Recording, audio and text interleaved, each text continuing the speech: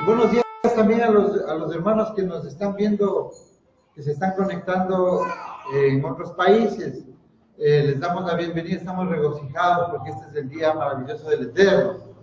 Este es el día en que el Apocalipsis fue escrito, el día de la resurrección, en Shabbat. Pero esto se entiende desde la perspectiva hebrea. Nosotros, como pastores, ministros que fuimos de la iglesia cristiana, y como todos ustedes que provienen de las diferentes denominaciones, a este despertar profético de la restauración de la palabra, porque hay que tomar en cuenta que la palabra ha sufrido dos veces cambios.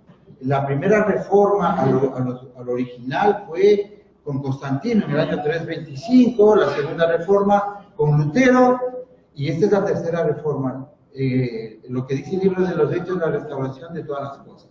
Es el regreso al original, lo que en hebreo significa teshuvah y se tradujo como arrepentimiento. Es regresar a la raíz original, lo que nuestro amado Yeshua guardaba, la Torah del Padre, lo que los discípulos de Yeshua guardaban, pero nosotros hemos regresado. Esto no se podía hacer antes, porque este es un momento ideal que se puede hacer gracias a la tecnología, a los tiempos, porque por las fiestas estamos en los postreros tiempos, lo que se llamó los Aharit Hayamim.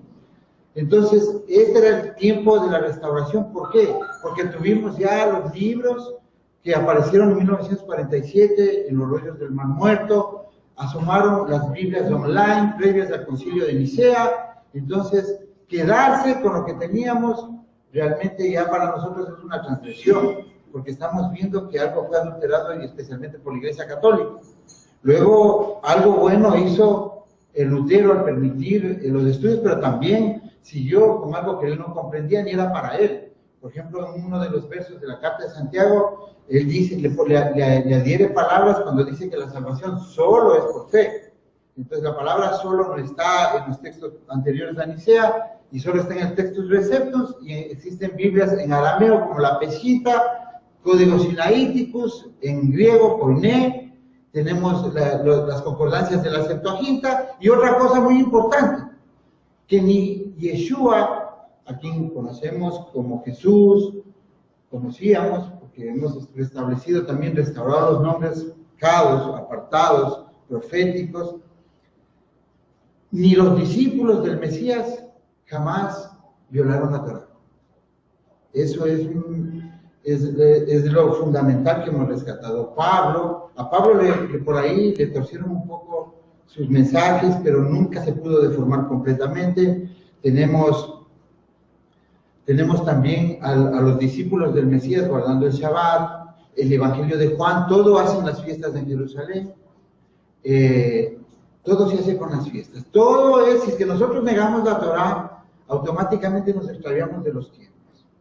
Lo que yo voy a enseñar en esta mañana es una conclusión de lo que hice la semana anterior, es cómo va a ser la vida en el reino milenial. Es importante saber que si es que tenemos una teología cristiana, especialmente, bueno, que se habla de una ida al cielo, y eso no va a ser desde nuestra perspectiva y por los estudios y por la arqueología. Nosotros predicábamos eso, la ida al cielo, que el infierno, pero realmente eso es una teología de un cura que se llama Emanuel Akunza, un cura jesuita, masón, que adoptó un nombre hipotético de Yosef, no recuerdo, pero un nombre hebreo se puso para escribir un libro que se llama Venida en Gloria de nuestro Señor Jesucristo. Venida en gloria y poder, en el siglo XVIII. Entonces, todo lo que yo estoy hablando en este momento, ustedes lo pueden constatar, está toda la información en Google. Tengan que el Espíritu del Eterno les ilumine para tener un criterio de las cosas. De pronto yo puedo equivocarme en una fecha, pero el principio es el mismo. Eso es real, nuestro despertar hace que nosotros estemos hoy aquí. ¿Y por qué cambia esta teología? Porque el cristianismo, lo que predicamos nosotros de buen corazón, lo hicimos con mucha fe, con mucho amor a Dios, pero cuando conocimos su nombre fuimos develando un poco de cosas, y una de ellas es que el milenio, el reino milenial del Mesías es en la tierra. Existen muchas teologías de las iglesias que no son en el cielo, otros son en la tierra, testigos de Jehová en la tierra, con Jesús en el cielo, que el ángel Miguel. Eso dicen solo los libros de los profetas de cada denominación. Yeshua, camino de Maús, dijo que lo de él está escrito solo en la Torá, en la Biblia, los Salmos, los profetas y los otros escritos, los que tuvimos, que vienen a ser Eclesiastés, esos libros, porque recordemos que ningún apóstol predicó con el Nuevo Testamento. El Nuevo Testamento surge luego cuando se empiezan a compilar las cartas. Primero asoma el Evangelio de Marcos, probablemente el Evangelio de Lucas, que es un evangelio que es escrito por un hebreo, no es Lucas del griego, eso no, porque si no, no estuviera Lucas predicándole al sumo sacerdote Teófilo Ben Anás, porque se hubiera reído Teófilo de que un gentil le viene a predicar la existencia de un Mesías. Eso hasta ahora no lo va a aceptar ni un judío.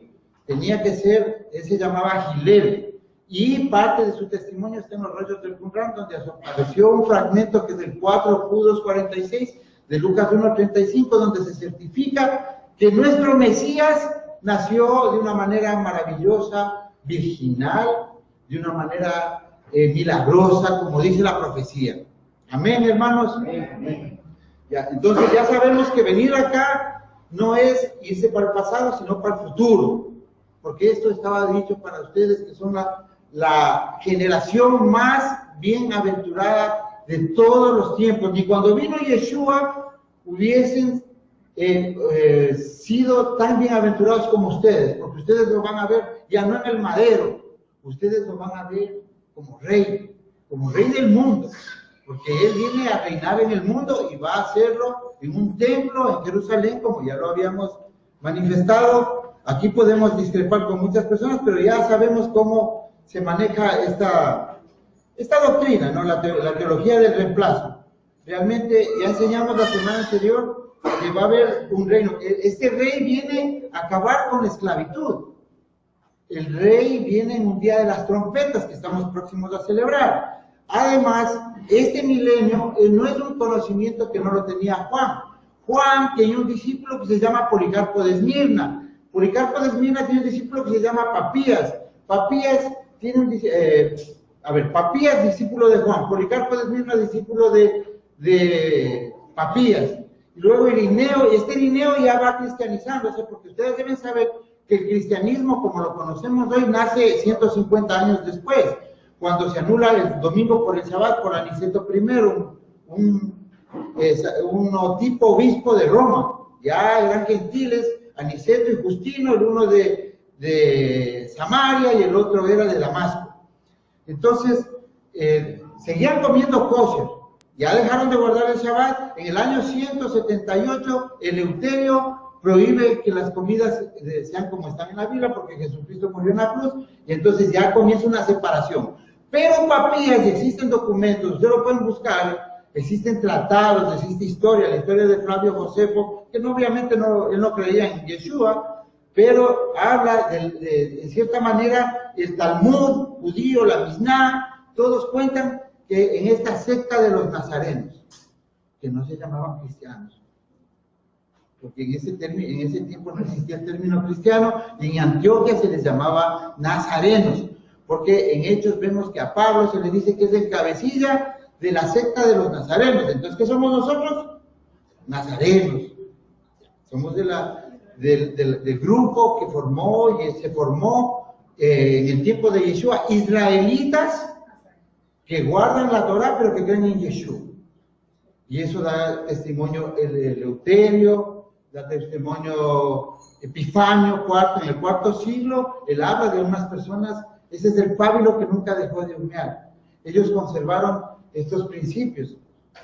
Luego vino el judaísmo mesiánico y ellos tenían esto que nos parecía muy judaizado. A nosotros también nos parece en cierta manera que no debemos mezclar nuestro conocimiento con tradiciones judías. Nosotros somos sin tradiciones, libres, limpios, como dice la palabra. Y aquí estamos. Papías reconoce que existe un reino en la tierra. O sea, para entender lo que yo voy a enseñar hoy más rápido, porque solo voy a concluir para que el hermano Marcelo pueda darnos una enseñanza muy interesante, ¿no? Entonces yo voy a concluir lo que hice la semana anterior, hablándoles del reino, que en el reino iba a perecer antes en la gran tribulación, las 2/3 partes de la población mundial. Pasa la simiente de Abraham, es separado el trigo y la cizaña, cambian la forma del mapa, desaparecen las costas, muchas ciudades serán hundidas. Cuando viene Yeshua se va contra el sistema, él es el gobernante, el que va a fungir de lo que llaman el anticristo, que es el falso Mesías. Él quiere gobernar con estos que hoy dominan el mundo, las corporaciones, la banca, las petroleras, hoy son dueños de las Naciones Unidas, se han apoderado de todo, nos tienen esclavizados. Ellos contra ellos, esa es la maldad. Esta es la maldad contra la que viene Yeshua, y viene especialmente contra los que gobiernan todo el mundo hoy, que dicen ser judíos y no lo son. Los Rockefeller, los Rothschild. Porque si ustedes no encuentran la palabra del Eterno en el periódico de hoy, entonces ¿de qué estamos hablando? Solo de religión. El Eterno tiene que ser ahí, las pruebas, para nosotros ver que su palabra es concreta, es veraz. Entonces vemos que es separado el trigo de la cizaña. No es la cizaña y el trigo el que va a la iglesia y el que no va a la iglesia, y el que quiere al pastor o no, eso es religión. El trigo y la cizaña son dos simientes. Las dos simientes que hoy están en el mundo, la simiente de Abraham y la simiente de Caín. Por eso la línea genética de Yeshua solo viene de la simiente de Seth. Y consta en la Torá, en los libros y en los evangelios, consta la simiente de Yeshua, demostrando, porque había templo y había registros. Y también consta, por cosas que antes no leíamos, pero hoy sí leemos y vemos que ha tenido un sentido, consta la simiente del maligno. De pueblos gigantes. Ustedes ya vieron los videos que estamos haciendo con los hermanos, solo de gigantes, de cómo oculta el Instituto Smithsoniano hoy gigantes, cómo ocultan la arqueología, cómo encuentran aquí en loco un gigante y está exhibiéndose en Suiza y nadie sabe. Y siguen predicando que los nefilín son los malitos. Y bueno, entonces esto es realidad, esto es verdad. Nosotros hemos venido acá hostigados, el Eterno nos puso en un punto como Efraín, que llega cansado de esa comida que nos llena, comida de cerdos. Yo soy duro en esto, porque eso dice la parábola del hijo pródigo. El hijo pródigo no es más que, ustedes oyeron una canción que tocamos hace un momentito, la de Efraín, la de Jeremías 31, esa es la parábola del hijo pródigo, que el Eterno dice, escuchando he oído a Efraín que se lamentaba. Eso es lo que contó Yeshua. Pero en el cristianismo pensábamos que era el borrachito que tiene que regresar. No, es las 10 tribus que vendieron su herencia. Entonces ahora sí vamos a entender que existe un linaje que a pesar de su pecado, el Eterno usó ese pecado para poder esconder la simiente de Abraham en las naciones, porque si es que los deja en la tierra, el enemigo hubiese acabado con ellos. Los hubiese exterminado. Entonces, con esto vamos ya a seguir viendo, ¿no? Ya vemos que este es el tercer templo que narra Ezequiel 40, capítulo 48, eso no es alegórico, ya sabemos que los otros dos templos, el de Salomón y el de Herodes, son diferentes. El tercer templo está descrito, no es el que van a hacer los judíos, porque ahora no hay sacerdocio visible. Dice en Ezequiel que se va a formar un tipo de sacerdocio, pero un sacerdocio levita de la línea de Sadoc, más los resucitados, y el Mesías va a vivir en este templo 1000 años. Y es un templo muy grande. Hay un patio que tiene 8 kilómetros de largo, que en el tiempo del Mesías sabían, y en la Misná se narra, que los judíos decían que para cuando toque construir este templo, el Eterno tendrá ciencia, y eso es lo que ha pasado hoy, ya tenemos ciencia para poder hacer eso. Tenemos una promesa del Eterno que le hace a Abraham, que su pueblo estará desde el Éufrates hasta el Nilo, cosa que hasta el día de hoy no ha cumplido. Si es que nosotros nos vamos al cielo, así como dice la doctrina de Manuel Aponce, el jesuita, si nos lleva una nave o lo que sea al cielo, una nube, resulta que nunca se va a cumplir esta palabra del Eterno, que le da desde Irak hasta Egipto, porque en el primer éxodo solo tuvieron esta tierra. Josué entra y solo ubican esta tierra. Y en Ezequiel dice la repartición inclusive para los gentiles, un pedazo de tierra de manera significativa, porque va a haber gentiles que en el contexto bíblico ser gentil es ser pagano. Pero cuando pasan al milenio ya dejan de ser paganos, porque dice Levítico que tanto el gentil que guarda la Torá será tomado como uno de los del pueblo. Eso pasó con Caleb. Caleb era un ceneo gentil que llegó al Sinaí y luego hasta fue representante de la tribu de Judá.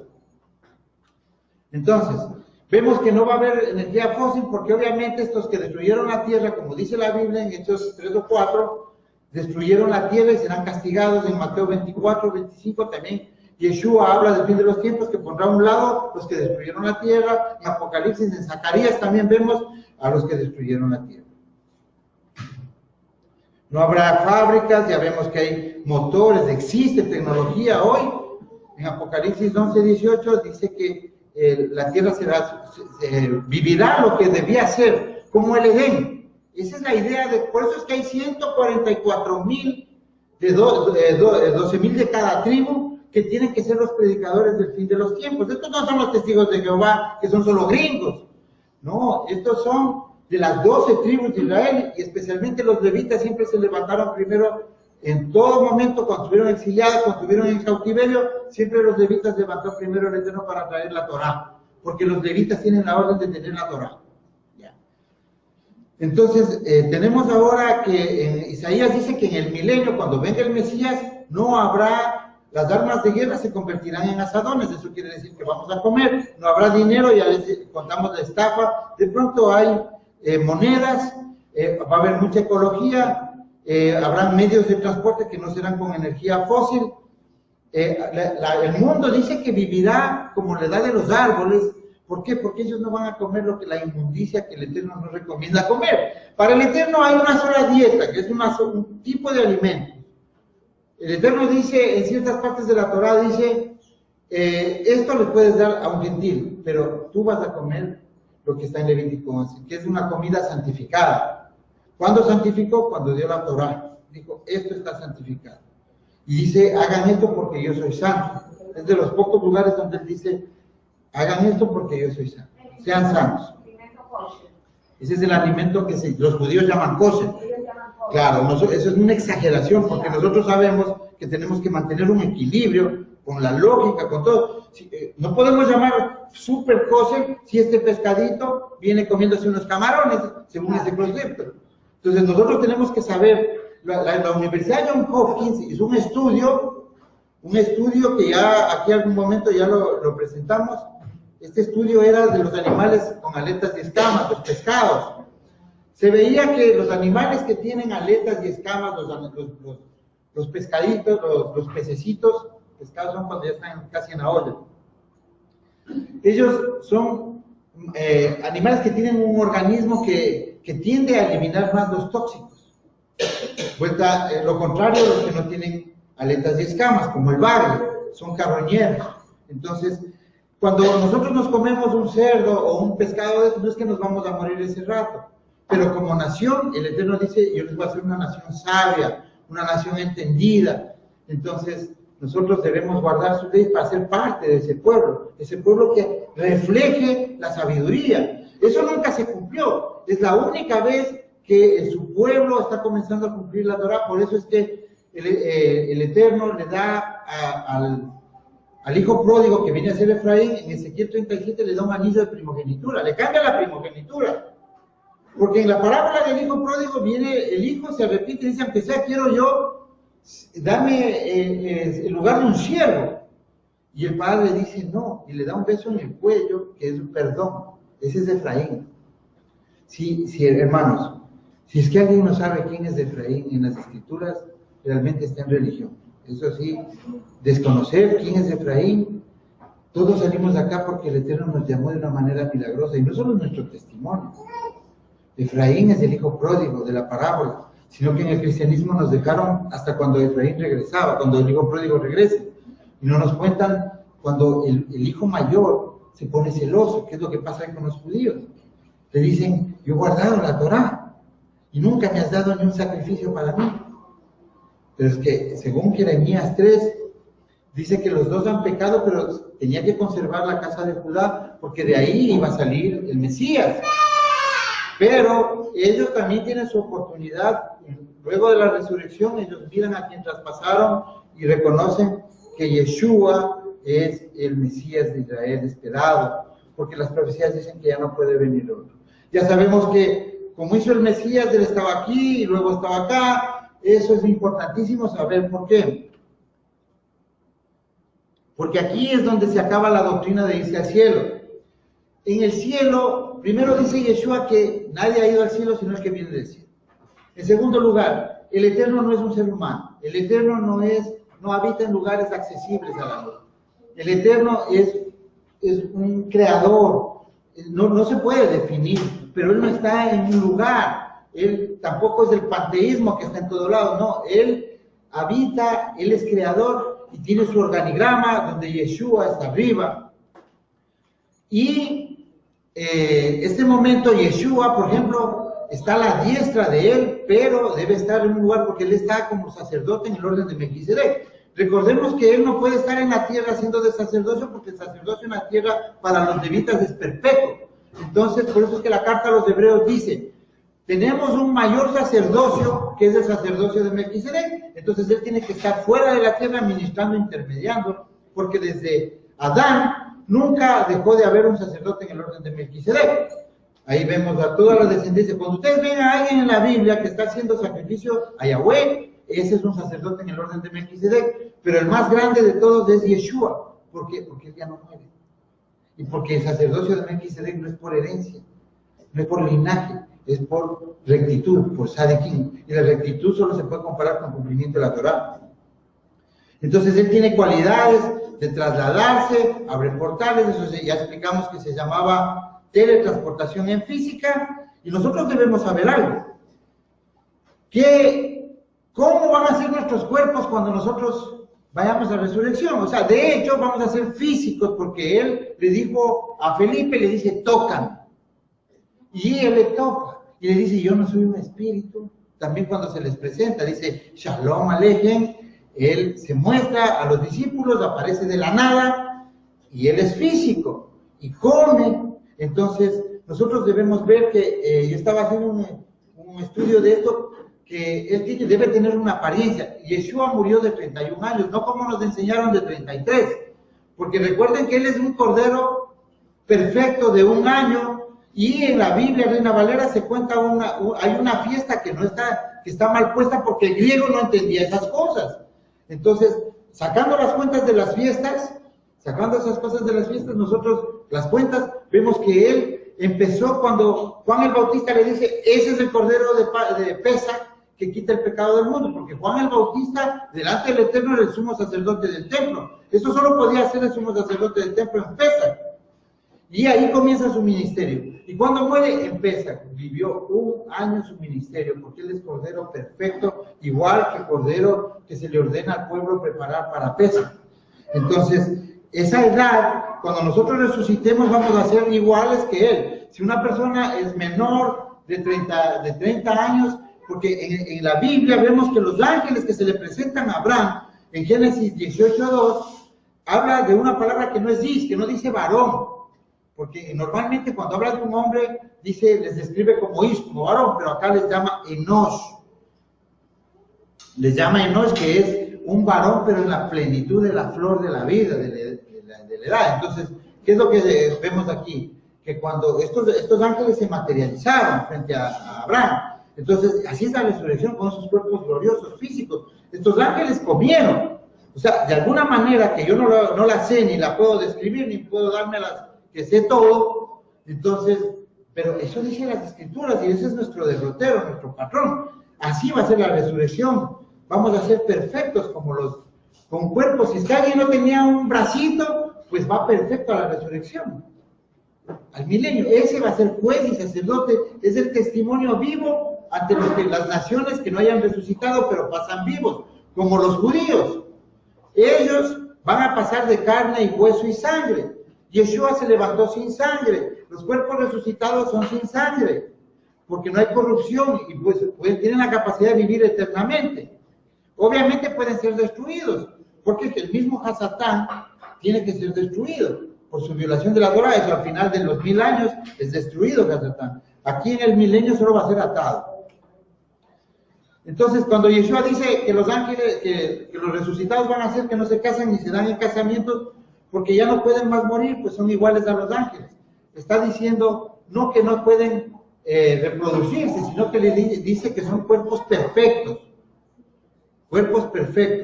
que no tienen necesidad de reproducirse. ¿Por qué? ¿Por qué no se tienen que reproducir? Porque la salvación, una persona salva no puede reproducir una persona que vaya incorruptible, porque tendría que buscar su propia salvación y eso no es dable.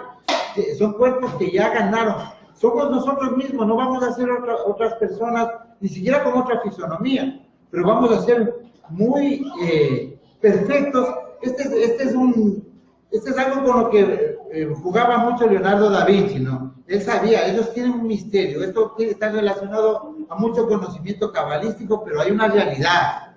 Esta realidad es que en el universo, todos los patrones del universo, en la física no subatómica, que eso es una física que trabaja cuánticamente a nivel de átomos, de otra manera, pero lo que el hombre ha visto, las galaxias, todo, tiene una manera perfecta de ser. Todo está en una función de la escala de Fibonacci. Son cosas perfectas. Cómo se expanden las galaxias, cómo crecen las hojas, cómo crecen los árboles, cómo crecen los caracoles del lóbulo de la oreja, cómo las manos, esta proporción se llama la proporción áurea. Todo tiene una manera específica. El ser humano tiene esto proporcional con el brazo, la mano, con el cuerpo. Son medidas perfectas. Que obviamente, si pasa un accidente, alguien puede sufrir una desmembración y ya cambia, pero originalmente como ser humano tenemos la escala de Fibonacci. Es un patrón que tienen nuestros cuerpos que nos hace ver que hay una mente que creó este universo. Es algo que nosotros también nos va a servir para identificar lo que no es creación directa. Cuando nosotros somos hijos de la resurrección, recién vamos a ser como los ángeles que son los hijos del Eterno. Porque hoy día estamos calificando para hacer eso, pero en el concepto que se habla de los hijos de Yahweh. O sea, creación directa prácticamente, porque es un milagro. Hoy día estamos en una condición inferior a los ángeles, por eso es que vamos a juzgarles en el cumplimiento de la Torá. Cuando Pablo dice que hemos de juzgar a los ángeles, no se refiere a que les vamos a acusar a Gabriel, a Miguel, a ellos. Vamos a acusarles con el cumplimiento de la Torá a los ángeles caídos que no se sometieron, como narra la carta de Judas, como narra Pedro, como narra el libro de Enoc, que estaba en el canon bíblico antes del concilio de Nicea. Perdón. Entonces, los cuerpos van a ser perfectos. Miren, la belleza, la perfección humana está también en esta escala de Fibonacci. Cuando los hermanos resuciten, van a ser hermosos, pero iguales, pero perfeccionados. Ya no vamos a usar lentes, ahorita que les veo a algunos hermanos aquí, y los que son menores de 30 años van a tener 30 años, y las personas mayores tendremos 30 años. En la resurrección. Entonces, aquí hay una cuestión muy clara. Si es que por ahí me asoma un enanito verde con una figura que se me sale, así como yo aquí le grafiqué, se me sale de la escala de Fibonacci. ¿Por qué esto va a asomar?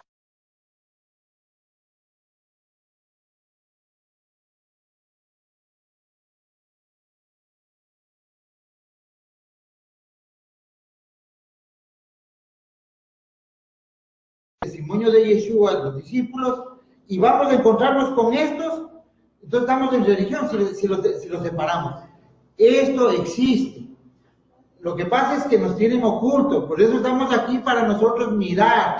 Tenemos que relacionar si son los demonios, no son los demonios, pero estos son gobernados por entidades y creados por entidades y se salen de los patrones del Eterno, de la escala de Fibonacci, y también son seres sin alma, que es la diferencia. Porque, bueno, esto es un estudio muy creíble de personas que no buscaron fama ni buscaron dinero, como Corrado Malanga, Carla Turner, Corofasi, que ustedes lo pueden encontrar ahí. Ellos tienen un conocimiento de esto, quiénes son, cómo operan, y ellos son, digamos que seres que tienen una mezcla o son de laboratorio, muchos. Sí, dígame. Hermano, pero en la vida actual, tener o no tener religión, igual en Rusia ya han cogido a todos los judíos, los ha cogido un pelotón militar, ¿no? sí. De Rusia, porque no, esto de aquí ya tenemos, mire, están desclasificados. Si quiere alguien en mi muro de Facebook ahí hace tiempo, sino que nadie se interesa por esto, porque es una propaganda subliminal, así como el gigante está en Suiza, pero nadie busca. Y se ponen a discutir que no hay gigantes. Esto de aquí, los documentos de desclasificación del FBI y la CIA son públicos, el fenómeno Roswell. ¿Y qué encontraron? Y ellos hacen una aclaración, eso está en mi muro de Facebook hace unos 4 años, yo puse. Ellos después dicen que ellos no son seres de otro lugar, sino son seres interdimensionales. ¿Ya? Entonces, ahí es lo que nosotros podemos recién entender, los demonios. Ustedes han visto personas que no conocen ni cómo se llama el Eterno y están echando fuera demonios. Eso hacíamos nosotros. La verdad es que el Eterno tenga misericordia de ellos también, como la tuvo de nosotros, de sacarnos de esta luz. Porque créanme que el que cruce esa puerta, en este lugar tan sencillo como es la congregación de Filadelfia, tan sencilla, como dice en el libro de Apocalipsis, humilde, pero no han negado su palabra, que es la Torah, y no han negado su nombre, que es Yahweh y Yeshua. Amén, hermano. Bueno, vamos pasando ya de extraterrestres, nos vamos para acá, y bueno, ahora, el Eterno en el milenio no va a tratar no va a decir, el 1 de marzo te doy tal cosa, no, ese calendario, hoy ese calendario nosotros ya no lo guardamos.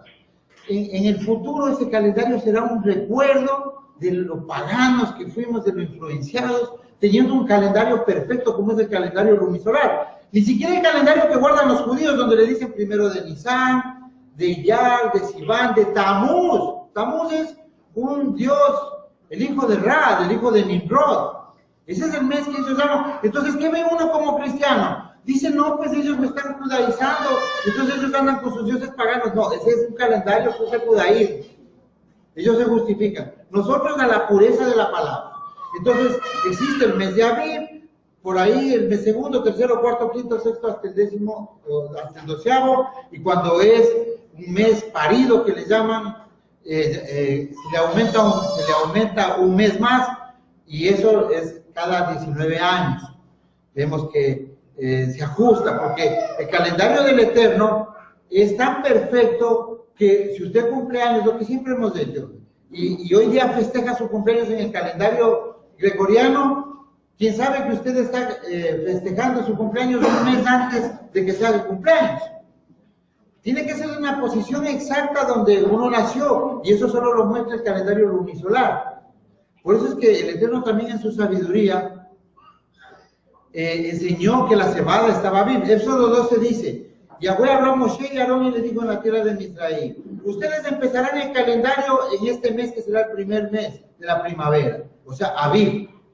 Y ustedes harán la asamblea de los hijos de Yahweh en el 10º día de este mes, tomarán un cordero y lo examinarán por 4 días. Es lo que pasó en el desierto. Entonces ya nos dio el calendario. Este es el principio de años.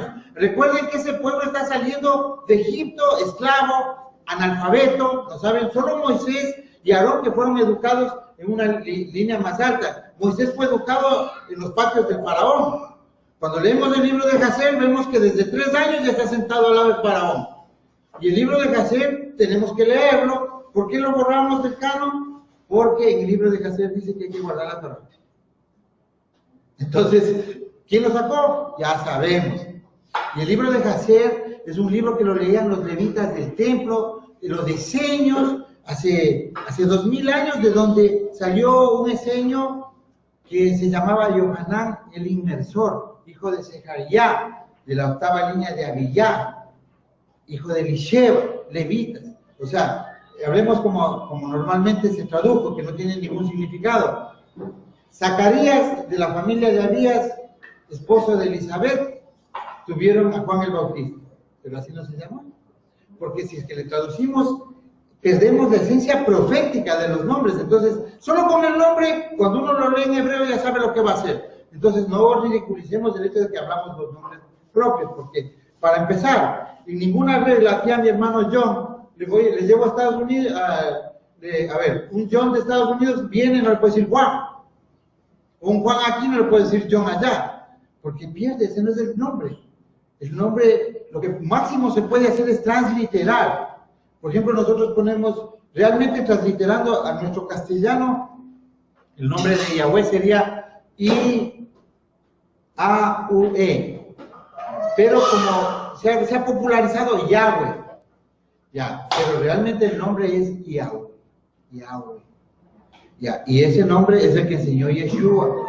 Bueno, por eso es que hay muchas cosas que realmente van a chocar, pero como esto del reino milenial, lo que estamos hablando, sí es más maravilloso que irse al cielo, porque aquí nosotros vamos a ver la justicia.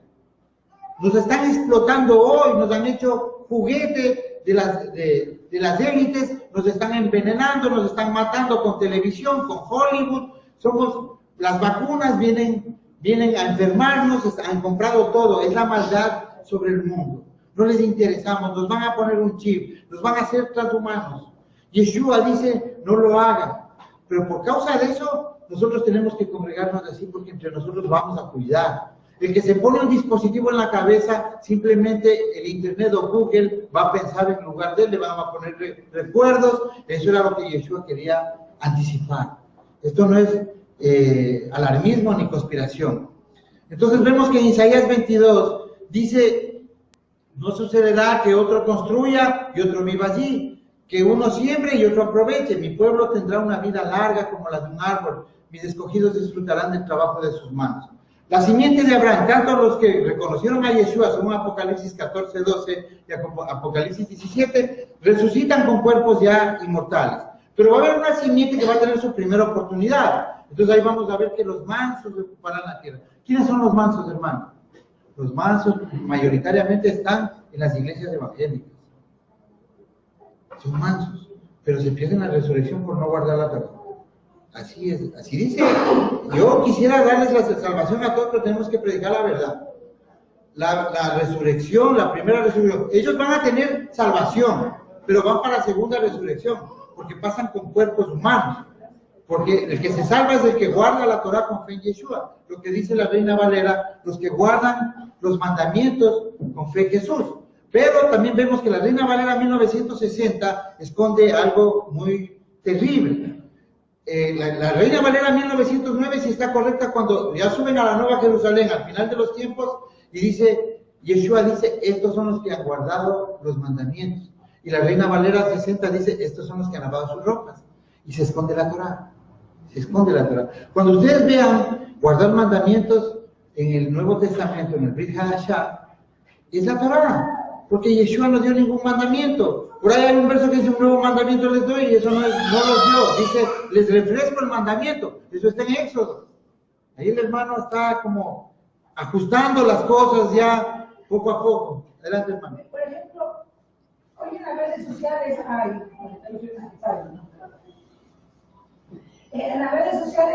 que dicen la Torá de Yeshua. O sea, no puede ser la Torá de Yeshua porque dice la Torá de Yahweh. Claro, eso estamos claros. La Torá se la dio el Padre, se la dio a Moisés para que Moisés también transmita al pueblo, y también dijo, profeta como yo, o sea, Mesías como yo. No dijo un profeta Isaías, no. Él hablaba de un profeta tipo Moisés, que es Yeshua, pero Yeshua es de un nivel más alto, que él era el que iba a interpretarla. Ya, porque ahora son también, o sea, dice, para eso te veas,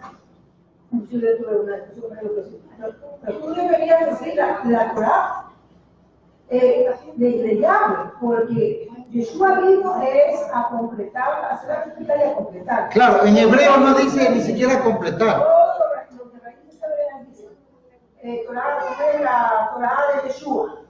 Claro, cuando vemos ese verso que dice Mateo 5:17, yo no vine a abolir la ley ni los mandamientos, sino vine a cumplir. En el griego se tradujo, yo no vine a catalugo, que es de destruir, vine a plerú, que es cumplir, ya, a completar, pero falta la segunda venida, entonces no puede haber pasado. Pero en hebreo, cuando nosotros vemos un pensamiento hebreo, y todo el erudito de las lenguas sabe que por la manera literaria, el Mateo está escrito en hebreo, y Papías dice, el Mateo fue escrito en hebreo. Jerónimo, que es el padre de la Biblia católica, el que escribió la Vulgata, dice, Mateo fue escrito en hebreo.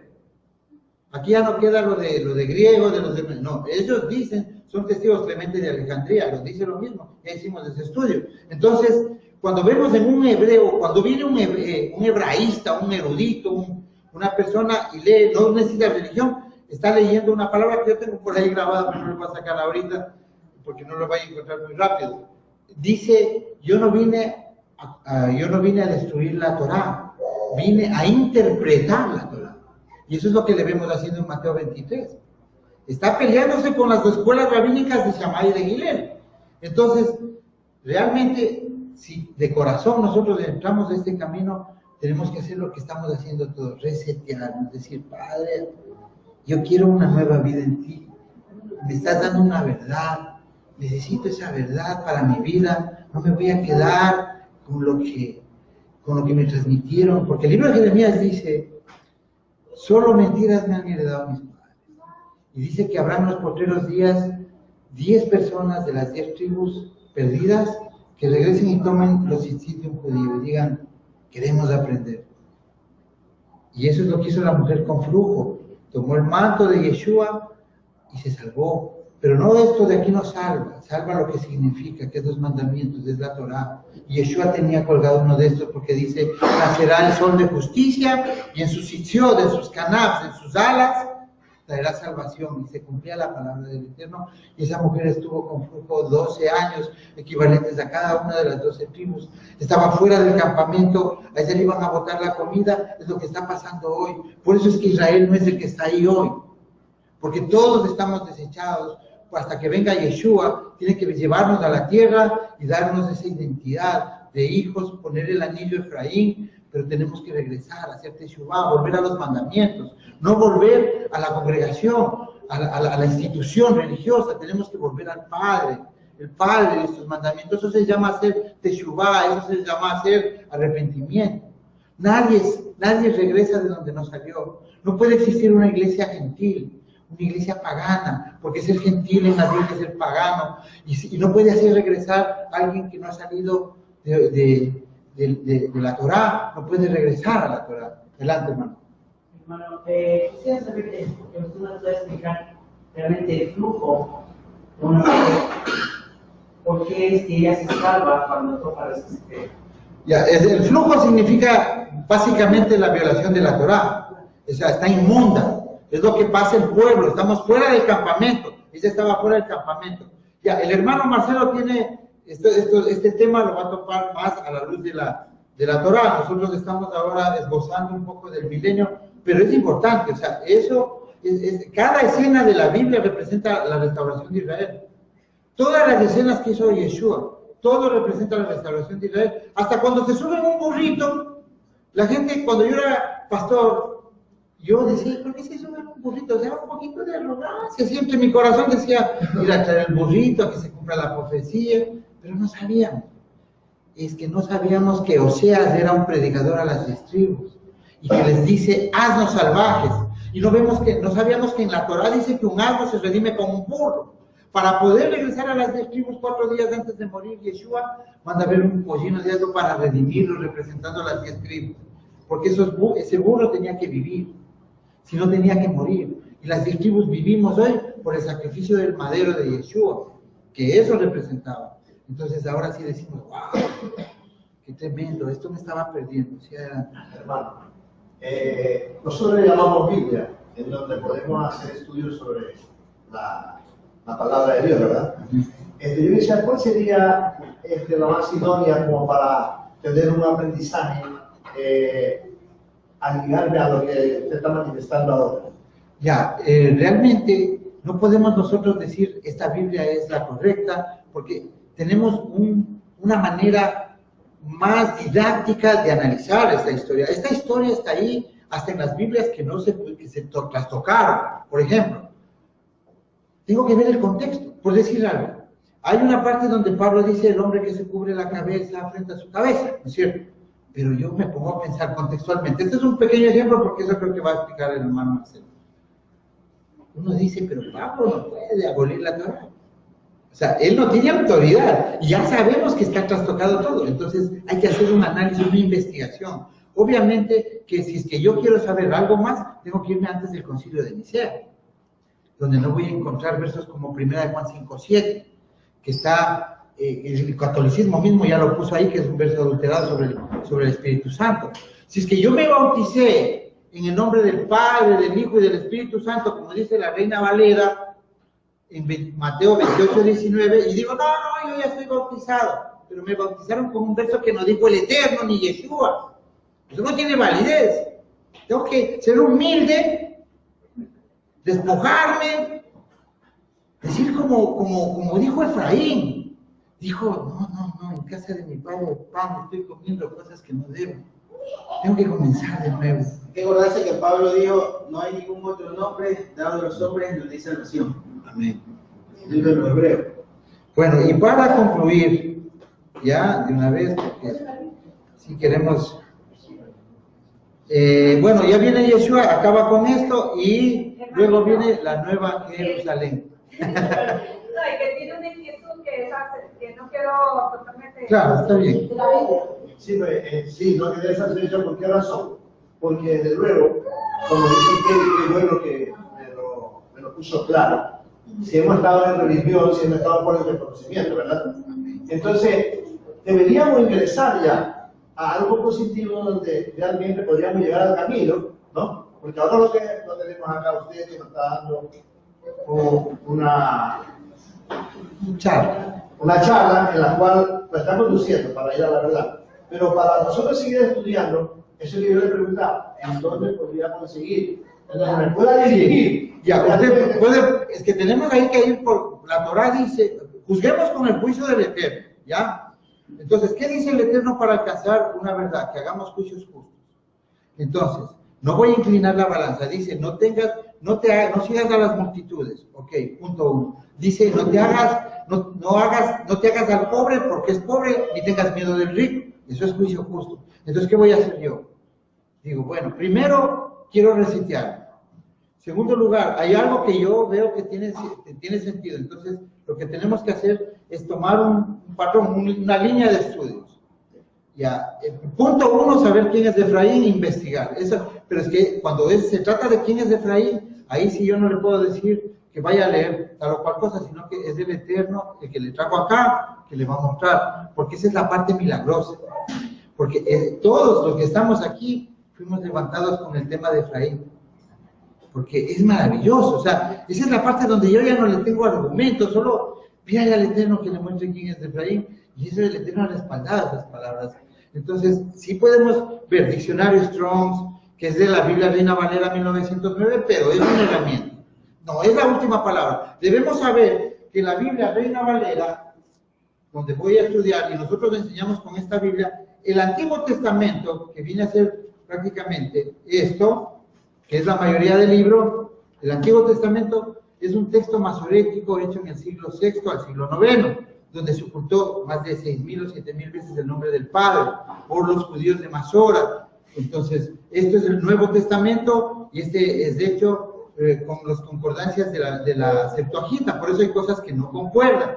Entonces, tengo aquí un Nuevo Testamento hecho por los católicos y tengo un Antiguo Testamento hecho por los judíos. ¿Qué tengo que hacer yo? Leer todo. Y encuentro un contexto. Hermanito,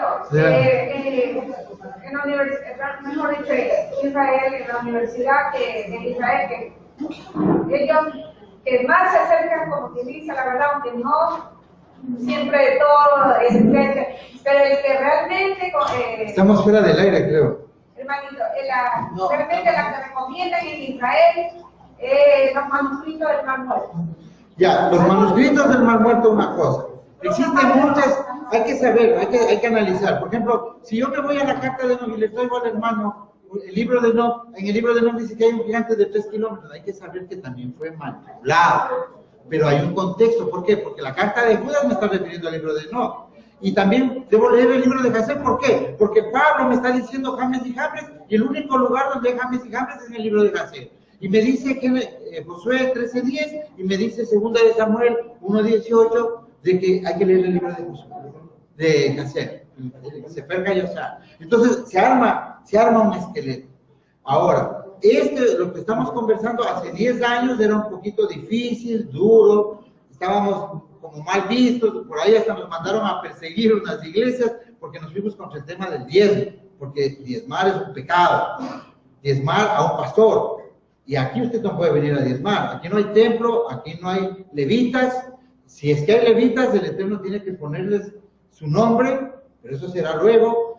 Entonces aquí, si alguien quiere colaborar, que lo haga de corazón, eso se llama ofrenda, pero el diezmo que enriquece y tuerce la palabra. Digamos que se equivocó de buena fe un pastor, pide su diezmo, ok, lo hace de corazón, de buena fe, pero el que erróneamente peca, ignorantemente se condena, porque es con ese dinero, él va a seguir propagando algo que en estos tiempos ya no está. Este no es el tiempo. Ya, por eso es que ustedes ven que los hermanos de los otros países, en las raíces hebreas, cuando éramos poquitos, casi no nos conocíamos, nos fuimos uniendo, nadie se ha conversado, cada uno fue saliendo de su institución religiosa a este camino, y vemos que ellos también manejan la misma línea, porque es el Ruach el que nos guía. Entonces yo les doy el paso al hermano Marcelo. Shabbat Shalom, hermanos, espero cualquier cosa, igual con los hermanos acá nos quedamos para conversar largo.